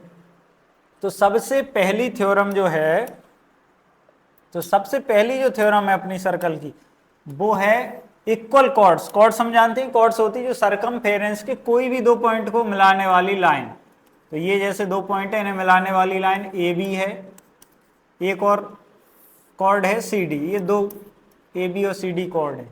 अगर ये दोनों इक्वल हैं, अगर ए बी और सी डी इक्वल है, ऐसा क्वेश्चन में दिया कि A B equal to C D, तो ए बी और सी डी की लेंथ अगर इक्वल है तो ये जो सेंटर पे एंगल बनाएंगी, ए बी सेंटर पे कौन सा एंगल बनाएगी, तो ए से ओ को मिला दो और बी से मिला दो, तो ये जो ए ओ बी एंगल दिख रहा है ए बी कॉर्ड ने सेंटर पे बनाया है। ऐसे सी डी कॉर्ड कैसे बनाएगी, तो सी डी का डी को ओ से मिला दो और सी को भी मिला दो, तो ये जो सी ओ डी एंगल है सी डी को, तो ये दोनों एंगल भी इक्वल होंगे। मतलब equal cord subtend equal angle at the centre. किसी भी सर्कल में अगर दो कॉर्ड्स इक्वल हो ए बी और सी डी, तो वो सेंटर पे इक्वल एंगल बनाती हैं। बस ये थ्योरम है। मतलब ए बी अगर जितनी लेंथ की है सी डी भी उतनी लेंथ की है, तो सेंटर पे उनका बना हुआ एंगल भी इक्वल होगा। उसका रीजन है कॉन्ग्रुएंसी, रीजन वीजन के चक्कर में भी नहीं पड़ना, ठीक है, क्योंकि वो ट्रिपल एस से कॉन्ग्रुएंट हो जाएंगे, तो सीपीसीटी। अब एक इसकी अपोजिट थ्योरम है। अपोजिट थ्योरम क्या है कि इस बार ए बी और सी डी इक्वल है ऐसा क्वेश्चन में नहीं दिया। क्वेश्चन में ऐसा दिया कोई भी दो कॉर्ड है ए बी और सी डी और वो सेंटर पे इक्वल एंगल बना रही है। मतलब एंगल जो एओबी बन रहा है, एंगल एओबी वो सीओडी के इक्वल है, एंगल एओबी और सीओडी इक्वल है। तो हमें प्रूव करना मतलब ये रिजल्ट है, तो ए बी और सी डी भी इक्वल होती हैं। मतलब अगर कॉर्ड ए बी और सी डी इक्वल हो तो सेंटर पे बने हुए एंगल इक्वल होते हैं, और अगर कोई भी दो कॉर्ड हो सेंटर पे इक्वल एंगल बना रही हैं तो फिर वो कॉर्ड भी आपस में इक्वल होती हैं। ये पहली थ्योरम और दूसरी थ्योरम है। इसके बाद अगली थ्योरम बड़ी इंपॉर्टेंट है, वो इस प्रकार है कि सेंटर से किसी भी कॉर्ड पर कोई भी एक कॉर्ड है उस पे सेंटर से खींचा हुआ परपेंडिकुलर, मतलब जैसे एक समझ लो कोई भी कॉर्ड है ए बी और सेंटर अपना वो है, सेंटर ओ से इस पे अगर एक परपेंडिकुलर ड्रॉ कर दिया जाए ओ एम, तो सेंटर से खींचा हुआ परपेंडिकुलर इस कॉर्ड को बाइसेक्ट करता है। मतलब ए एम और बी एम इक्वल होंगे, कॉर्ड को बाइसेक्ट करता है, ए एम और बी एम इक्वल होंगे। तो सेंटर से खींचा हुआ परपेंडिकुलर कॉर्ड को बाइसेक्ट करता है, perpendicular from centre bisect the chord. एक इसकी कन्वर्स या अपोजिट थ्योरम है कि अगर कोई भी कॉर्ड है और वो कॉर्ड के मिड पॉइंट से सेंटर को मिलाने वाली लाइन है, तो वो लाइन 90 ही बनाएगी, वो लाइन परपेंडिकुलर होगी। मतलब कि एम मिड पॉइंट है ए बी का, मतलब बाइसेक्ट कर रहा है, ये पहले ही दिया है क्वेश्चन में, एम मिड पॉइंट है, इस मिड पॉइंट से सेंटर को मिलाने वाली जो लाइन है वो 90 ही बनाएगी। ये इसकी अपोजिट थ्योरम है। तो ये हो गया। इस पर काफी क्वेश्चन बनते हैं, बड़ी बड़ी क्लास तक बनते रहते हैं इस पर। ये इसको मिलाते तो पाइथागोरियन इंटरपोलेट बनता है। ये 90 हाइपोटेन्यूस परपेंडिकुलर बेस ये चलता रहता है, इसका पता ही होगा। इसके बाद अगली थ्योरम कौन सी है, तो अगली थ्योरम है कि अगर कोई भी दो कॉर्ड है पिछली बार की तरह इक्वल, सर्कल देख लेना सही बने ना बने, जैसे ए बी एक कॉर्ड है और एक सी डी कॉर्ड है, ए बी एक कॉर्ड है एक सी डी कॉर्ड है, ये दोनों कॉर्ड अगर इक्वल हैं तो सेंटर से इनकी डिस्टेंस इक्वल होगी। डिस्टेंस का मतलब हमें पता ही है कि हमेशा परपेंडिकुलर डिस्टेंस होती 90 बनाने वाली। तो अगर कोई दो कॉर्ड इक्वल हैं तो सेंटर से उनकी डिस्टेंस भी इक्वल होगी। मतलब अगर ये ओ एम है और ये ओ एन है तो ओ एम और ओ एन इक्वल होंगे कब, जब ए बी और सी डी इक्वल हैं। मतलब अगर कहीं भी कोई दो कॉर्ड दिए ए बी और सी डी और कहा जाए कि वे इक्वल हैं, तो सेंटर से उनकी डिस्टेंस यानी ओ एम और ओ एन भी इक्वल होगी। तो मतलब है equal chord are equi distance from centre, equal chords are equi distance from centre, equal chord centre से इक्वल डिस्टेंस पर होती हैं। ठीक है, तो ये काफी थ्योरम्स ये सब पढ़ी होंगी 9th क्लास में। एक इसी की अपोजिट, देखो कोई भी एक थ्योरम है एक उसकी अपोजिट आ जा रही है। अपोजिट में क्या है कि अगर कोई भी दो कॉर्ड दी हो, कोई भी दो कॉर्ड, हमें नहीं पता इक्वल है या नहीं, कोई भी दो कॉर्ड अगर वे सेंटर से इक्वल डिस्टेंस पर हैं तो फिर वे कॉर्ड इक्वल होंगी। अगर कोई भी दो कॉर्ड सेंटर से इक्वी डिस्टेंस है यानी इक्वल डिस्टेंस पर हैं तो वे कॉर्ड आपस में इक्वल होंगी। तो ये हो गई अगली थ्योरम। अब एक बहुत ही इंपॉर्टेंट थ्योरम आ रही है जो कि पता ही होगा, कई बार खूब धूमधाम से इसको बताया जाता है जब भी 9th में पढ़ाते हैं। इस प्रकार है अपनी थ्योरम कि कोई भी एक आर्क है ए बी,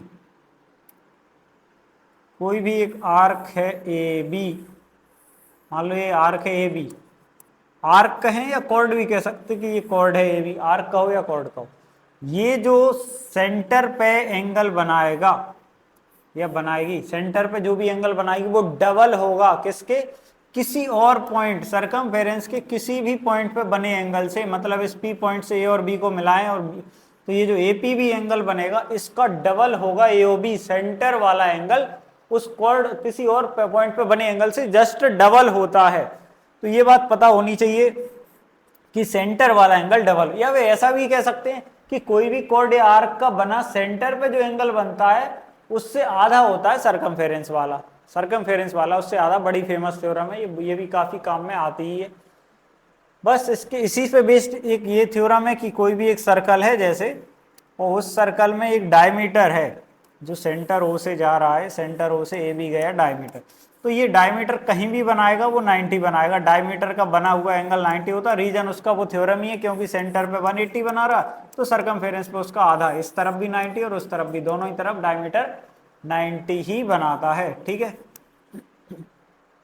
तो ये हो गया अपनी थ्योरम, लगभग ये सब पूरी होगा। अब साइक्लिक क्वाड्रिलेटरल, अब साइक्लिक क्वाड्रिलेटरल एक चीज और इसमें ध्यान रखना इस सर्कल वाले में कि सर्कल के अगर कोई भी आर्क है ए बी या कोई भी कॉर्ड है या आर्क है वो हर एक पॉइंट पे इक्वल एंगल बनाता है, मतलब पी पॉइंट पे जितने डिग्री 60 बनाएगा तो इधर क्यू पॉइंट पे भी वो 60 ही बनाएगा, आर पॉइंट पे भी, सरकमफेरेंस के जितने पॉइंट है सब पे इक्वल एंगल बनाता है। रीजन उसका वही है क्योंकि सेंटर पे जितना भी बना रहा होगा उसी का आधा बनाएगा, उसी का आधा यहाँ बनाएगा, उसी का आधा यहाँ बनाएगा, तो सारी जगह इक्वल ही तो बनाएगा। तो सेम आर्क या सेम कॉर्ड के बने हुए एंगल इक्वल होते हैं, angle made by same chord और सेम आर्क आर इक्वल, तो वो सारे एंगल इक्वल होते हैं। अगली चीज साइक्लिक क्वाड्रिलेटरल, साइक्लिक क्वाड्रिलेटरल हमें पता होना चाहिए क्या होता है, वो क्वाड्रिलेटरल जिसके चारों वर्टेक्स सर्कल की सरकमफेरेंस पर होते हैं। साइक्लिक क्वाड्रिलेटरल उस क्वाड्रिलेटरल को कहते हैं जिसके चारों वर्टेक्स, जैसे ये हमने एक क्वाड्रिलेटरल बना दिया तो इसके जो चारों वर्टेक्स हैं ए बी सी डी, ये चारों वर्टेक्स इसके सर्कल की सरकमफेरेंस पर हैं, तो जो ए बी सी डी है वो एक साइक्लिक क्वाड्रिलेटरल होगा। खासियत क्या है, बड़ी बात इसकी क्या खासियत है, खासियत इसकी ये है कि इसकी अपोजिट एंगल का सम 180 होता है। अपोज कई लोग ऐसा याद रख लेते हैं अपोजिट एंगल इक्वल होते, इक्वल नहीं होते, अपोजिट एंगल का सम 180 होता, मतलब अगर ये 100 डिग्री है तो ये 80 डिग्री होगा, अगर ये 70 डिग्री है तो ये 110 होगा। ऐसा रहता है कि अपोजिट, इन दोनों का सम 180 और इन दोनों का सम 180 होता है अपोजिट एंगल। और क्या काम में आता है साइक्लिक क्वाड्रिलेटरल, तो मेन बस थ्योरम तो यही है, और इसकी अपोजिट भी सही है कि अगर कहीं भी कोई भी एक क्वाड्रिलेटरल दिया है, यहाँ लिखा है ये 50 है ये 130 है, तो हम समझ गए इन दोनों का सम 180, तो पक्के में ये साइक्लिक इसको कह देना। तो कोई भी क्वाड्रिलेटरल है जिसके अपोजिट एंगल का सम अगर 180 आ जाए तो समझ लो वो साइक्लिक क्वाड्रिलेटरल। और इसका क्या यूज रहता है, इसके डायगोनल वायगोनल भी कभी कभी बना दिए जाते हैं, तो उसका यूज बिल्कुल अपन ने जो अभी तक थ्योरम पढ़ी उन सब का यूज भी होने लगता है फिर इसमें, कि जैसे ये ए बी आर्क है, ए बी कॉर्ड है, उसी ने यहाँ पे एंगल बनाया तो ये एंगल उतनी डिग्री का होगा जितना ये होगा, ये सब थ्योरम भी उसमें लगती रहती है, ये पता होना चाहिए इतना सा बस साइकिल। तो ये सर्कल के अपने कॉन्सेप्ट हो गए। अगला कॉन्सेप्ट है अपना एरिया ऑफ ट्राइंगल, हमें पता होना चाहिए सबसे पहले तो एरिया ऑफ ट्राइंगल क्या होता है, बड़े काम में आता है। तो पहले तो बेसिक छोटी क्लासों से जो पढ़ते हुए अपन आ रहे हैं, एरिया ऑफ ट्राइंगल का formula 1/2 base into height, 1/2 base into height, ये तो पता ही होना चाहिए। इसमें भी इसका बेसिक क्या रहता है कि ये अगर बेस है तो ये वाली उसकी करस्पॉन्डिंग हाइट रहती, अगर ये बेस है तो उसकी ये हाइट रहती, वो पता ही होगा 1/2 बेस इंटू। दूसरा हेरोन्स फॉर्मूला जो एक चैप्टर है 9th क्लास का, वो बड़े काम में आएगा 10th में भी, तो उसका क्या लॉजिक है, तो जनरली स्केल इन ट्रायंगल पे लगता है, ऐसा नहीं कि हमेशा ही लगता है, स्केल इन ट्रायंगल के ही काम का होता है। अगर किसी ट्रायंगल की 3 साइड ए बी सी हैं तो उसका पेरीमीटर हमें पता है तीनों साइड का सम होगा a + b + c, लेकिन पेरीमीटर को अगर आधा कर दिया जाए यानी /2 तो उसे s से रिप्रेजेंट करते हैं, जिसे कहते हैं सेमी पेरीमीटर, इसको कहते हैं सेमी पेरीमीटर। तो सबसे पहले इसे निकालना चाहिए सेमी पेरीमीटर को, और सेमी पेरीमीटर निकालने के बाद बस हेरोन्स फार्मूला का, हेरोन्स का जो फार्मूला है वो ऐसा है कि √s s-a s-b और s-c, ये रूट के अंदर है सब कुछ। s मतलब सेमी पेरीमीटर जो हमने पहले से ही निकाल के रखा हुआ है, a b c का मतलब ये तीनों साइड जो क्वेश्चन में दी थी। तो इस फॉर्मूले का यूज करके हम हेरोन्स का कोई भी क्वेश्चन ऐसा कर सकते हैं, तुमने कई बार किया ही होगा नॉर्मली, जैसे 7, 8 और 9 ये दिए हैं, तो हम क्या करेंगे, सबसे पहले 7 और 8 15, 15 और 9 कितना हो जाएगा 24। तो 24 का आधा करना तो सेमी पेरीमीटर हो गया 12, तो √12 एस का मतलब हो गया 12। 12 में से 7 माइनस करना, फिर 12 में से 8 माइनस करना, फिर 12 में से 9 माइनस करना। ठीक है, 12, 12 में 7 गया 5, 12 में से 8 गया 4, 12 में से 9 गया 3। बस अब जिस जिसके फैक्टर बन रहे हैं वो फैक्टर, इसको 3 इंटू 4 कर दो 12 को, इसको 5, इसको 4 इंटू 3, देखो 4 का पेयर बन गया। वैसे तो 2 2 से बनेगा, लेकिन 4 का सीधा बन गया, 3 का बन गया, तो 4 थी 12 बाहर आ गया, √5 अंदर रह गया, बस इतने ही सेंटीमीटर स्क्वायर आ जाएगा। ऐसे इसका निकाला जाता है। तो हीरोन्स फॉर्मूला भी हमें अच्छे से आना चाहिए। ठीक है, आगे बढ़ते हैं। सरफेस एरिया एंड वॉल्यूम, अगला ये अपना लास्ट है, ये अपना लास्ट है कॉन्सेप्ट बस। तो इसके ये भी बड़े काम का है, इसके सारे कौन से, सबसे पहले तो पता ही होगा 8th क्लास में इस वाले चैप्टर की शुरुआत हो जाती है, हल्की हल्की क्यूब क्यूबॉइड वगैरह वो आने लगते हैं। तो सरफेस एरिया एंड वॉल्यूम के पहले तो बेसिक कॉन्सेप्ट पता हो, सरफेस एरिया क्या होता है, उसमें भी टाइप का होता है। एक तो होता है टोटल सरफेस एरिया, उसमें सब कुछ आ जाता है, जितना एरिया हम टच कर सकते हैं वो सब कुछ। फिर एक लेटरल सरफेस एरिया होता है, इसमें केवल दीवार दीवार आती है, मतलब ऊपर का छत नहीं आता, नीचे का फर्श नहीं आता, केवल दीवारें आती। इसी को कुछ फिगर्स में क्यूब और क्यूबॉइड को छोड़कर बाकी सिलेंडर, कोन और हेमिस्फीयर में इसको CSA भी कहते हैं, कर्व्ड सरफेस एरिया। ये और ये एक ही बात है। LSA सभी के केस में कह सकते हैं, लेकिन CSA के क्यूब और क्यूबॉइड को छोड़कर बाकी सब में कहा जाता है। तो इन सब के फॉर्मूले हमें पता होने चाहिए। और वॉल्यूम क्या होता है, वॉल्यूम मतलब पूरा कंटेन जो कुछ है उसके अंदर, हवा जितनी भरी है या जितने मटेरियल का वो बना है वो सब वॉल्यूम होता है। तो ये तो इसका कॉन्सेप्ट हो गया। इसके बाद बेसिक कॉन्सेप्ट हो गया, अब फॉर्मूला आने चाहिए हर एक क्वेश्चन पे बेस्ड। तो सबसे पहले जैसे क्यूबॉइड कहें, तो क्यूबॉइड में सबसे पहले तो क्यूबॉइड और क्यूब ये दो ऐसे फिगर, इनमें LSA वर्ड यूज किया जाएगा, CSA नहीं कहेंगे। तो सबसे पहले इसमें अगर हम LSA देखें दीवारों का, तो क्यूबॉइड का होता है 2 into l plus b into h. लेकिन अगर TSA कहा जाए तो 2 into l b plus b h plus h l. ये कम से कम फॉर्मूले और कॉन्सेप्ट नॉर्मल वाली चीजें तो सब आनी ही चाहिए। 10th में पूरा का पूरा चैप्टर है सरफेस एरिया एंड वॉल्यूम। तो क्यूब में देखें तो लेटरल सरफेस एरिया क्या है 4a² और टोटल सरफेस एरिया क्या होता है, तो ये 6a²। ये क्यूब क्यूबॉइड हो गया। वॉल्यूम देखो तो इसका वॉल्यूम LVH होता है। एक और चीज जो ज्यादातर लोग इग्नोर करते हैं, डायगोनल भी होता है। इसका डायगोनल होता है √L² plus B² plus H², और इसका डायगोनल A√3 होता है। इसका वॉल्यूम कितना होता है, इसका वॉल्यूम होता है A³। ये क्यूब क्यूबॉइड की कहानी निपट गई। अब आते हैं सिलेंडर पे। सिलेंडर का देखो सबसे पहले CSA या LSA एक ही बात है, दीवार दीवार का एरिया क्या होता है 2πRH। फिर हम टोटल सरफेस एरिया की बात करें तो वो क्या होता है 2πR ब्रैकेट में H प्लस R। अब वॉल्यूम की बात करें तो πR²H। एक चीज और कॉन्सेप्ट पता होना चाहिए, TSA CSA किसी नाम से नहीं जानते। 5 सरफेस का एरिया होता कि किसी क्यूबॉइड में अकेली छत हटा दें या केवल फर्श हटा दें तो क्या होगा, तो होगा इसका LSA यानी 2L plus b into H. ये क्या हो गया, ये हो गया LSA यानी केवल दीवारें। अब केवल एक को हटाया फर्श या छत में से, तो LV एक तो बचा रहा ना, तो प्लस में LV अपन कर देते, ये हो गई 4 दीवारें।